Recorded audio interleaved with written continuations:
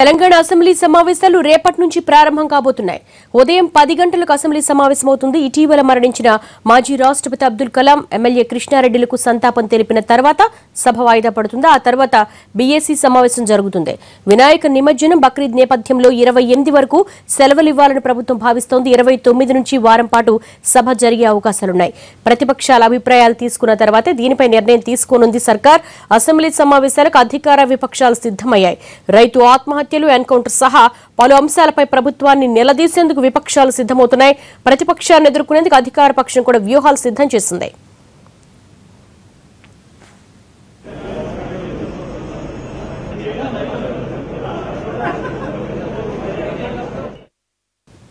రేపటి నుంచి జరిగే అసెంబ్లీ సమావేశాల్లో ప్రభుత్వాన్ని ఇరుకన పెట్టేందుకు ప్రతిపక్ష టీడీపీ సిద్ధమైంది.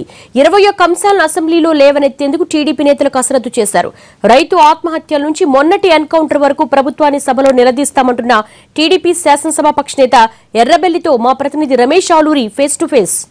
తెలంగాణ అసెంబ్లీ వర్షాకాల సమావేశాలు రేపటి నుంచి జరగబోతున్నాయి. అసెంబ్లీ సమావేశాల్లో ప్రజా సమస్యలపై గలమెత్తేందుకు ఇప్పటికే తెలంగాణ తెలుగుదేశం పార్టీ కసరత్తు పూర్తి చేసింది. ఎల్పీ సమావేశంలో కూడా ఏ అంశాలని తెరపైకి తీసుకురావాలనే దానిపై ఇప్పటికే చర్చించారు. తెలుగుదేశం పార్టీ వ్యూహం ఎలా ఉండబోతుందో మనం పార్టీ శాసనసభాపక్ష నేత ఎర్రబెల్లి దయాకర్రావు ఉన్నారు, ఆయనతో మనం మాట్లాడదాం. ఎర్రబెల్లి గారు, ఈసారి వర్షాకాల అసెంబ్లీ సమావేశాల్లో ప్రధాన అజెండా, తెలుగుదేశం పార్టీ ప్రధాన అజెండా ఏమిటి? అంటే సమావేశాలు 5 రోజులు 6 రోజులు నడుపుతున్నైతే మంచి పద్ధతి కాదు. ఇష్యూస్ చాలా ఉన్నాయి. ఒకరోజు సంతాప దినం అయిపోతుంది, సిట్టింగ్ ఎమ్మెల్యే చనిపోయింది కాబట్టి. అది తిరిగి మినిమం ఒక 15 days అన్న అసెంబ్లీ సమావేశాలు జరిగితే ఇష్యూస్ చర్చించేందుకు అవకాశం ఉంటుంది. ప్రభుత్వం జవాబు చెప్పేందుకు కూడా ఏమైనా అనుమానాలు మాకు ఎన్నో ఉన్నాయి. ప్రభుత్వం జవాబు చెప్పి క్లియర్ చేయాలి. గత అసెంబ్లీ లోపల ఎదురుదాడి చేసే ప్రయత్నం చేస్తున్నారు. ఆ దాడిని మంచి పద్ధతి కాదు. ఇప్పుడు రైతు ఆత్మహత్యలు తెలంగాణ నెంబర్ 1కి వచ్చింది, నెంబర్ 2 నెంబర్ 1లో ఉన్నది. 1300 పెరిగిపోయింది. ఎక్స్గ్రేషియా ఇచ్చుడు అదొక ఎత్తు. మీరు 1300 అని చెప్తున్నారు, కానీ ప్రభుత్వం 627, 650 లోపే లెక్కలు చూపిస్తూ ఉంది. ఈ తేడా ఏమంటారు? దీన్ని ఎట్లా చూస్తున్నారు? అంటే మేము ఒకటే అంటున్నాం, ఆత్మహత్యలు చేసుకున్న తెలంగాణ కోసం 1200 తీర్మానం చేసి మనమే సంతాపం తెలిపాం. దాన్ని 400 కుదించాడు. డబ్బులు ఇచ్చేందుకు కక్కుర్తిపడి చనిపోయిన కుటుంబాలను హేళన చేసే ప్రయత్నం చేస్తే మంచి పద్ధతి కాదనేది తెలుగుదేశం కోరుకుంటున్నాం. ఈ ప్రాజెక్టుల మీద ఆయన డిజైన్ చేంజ్ చేస్తున్నాడు. మేము అవినీతి జరుగుతుంది, కొత్త ప్రాజెక్టులు ఇస్తే డబ్బులు వస్తాయని ఆశతోటి నేను చేస్తున్నాడు. కాదు, నేను ఈ రూపంగా చేస్తున్నా, దాని మీద డిస్కషన్ పెడదాం. ఇలా పాలమూరు ప్రాజెక్ట్ అనుకోండి, ప్రాణైతే చేయాలనుకోండి, కంతనపల్లి అనుకోండి, ఇవన్నీ తోటపల్లి అనుకోని ఇవన్నీ కూడా మార్చే ప్రయత్నం చేస్తున్నారు. మార్చితే బడ్డను పడుతుంది.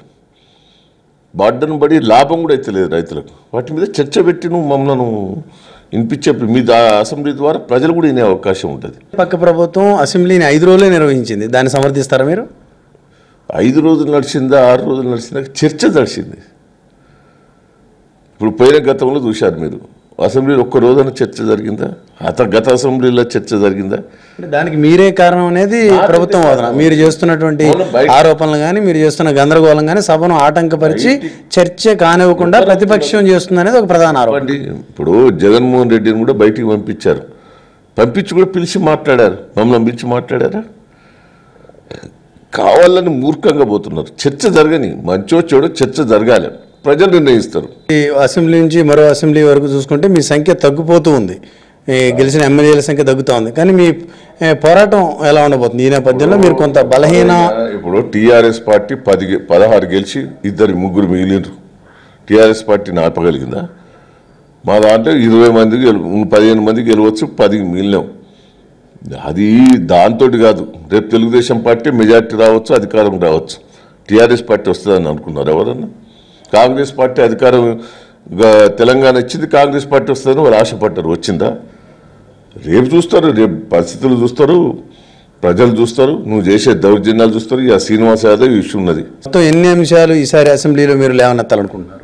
21 అంశం ఉన్నాయి.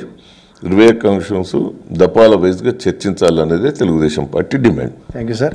మొత్తం 21 అంశాలపై ఈ అసెంబ్లీ సమావేశాల్లో గలమెత్తాలని తెలుగుదేశం పార్టీ చూస్తూ ఉంది. రైతు ఆత్మహత్యల అంశం ప్రధాన అజెండాగా ప్రభుత్వాన్ని ఇరుకున పెట్టేందుకు, ప్రభుత్వం నుంచి సరైనటువంటి న్యాయం బాధితులకు అందే విధంగా చూడడానికి రైతు ఆత్మహత్యల అంశాన్ని ఎంచుకోవాలని కూడా తెలంగాణ తెలుగుదేశం పార్టీ ఒక వ్యూహంతో వెళ్తుంది. గతంలో ఏదైతే ఒక దూకుడుగా వ్యవహరించి కొంత ఇబ్బంది పడిన పరిస్థితి ఉందో దానికి భిన్నంగా ఈసారి వ్యూహంతో వెళ్ళడం ద్వారా పూర్తిస్థాయి చర్చ జరిగేటట్లు చూడడం ద్వారా ప్రభుత్వాన్ని ఇరుకున పెట్టాలనేది తెలంగాణ తెలుగుదేశం వాదనగా వాళ్ళకు వ్యూహంగా ఉన్నట్టుగా మనకు తెలుస్తోంది. కెమెరామెన్ గణపతితో రమేష్, ఎన్టీవీ, హైదరాబాద్.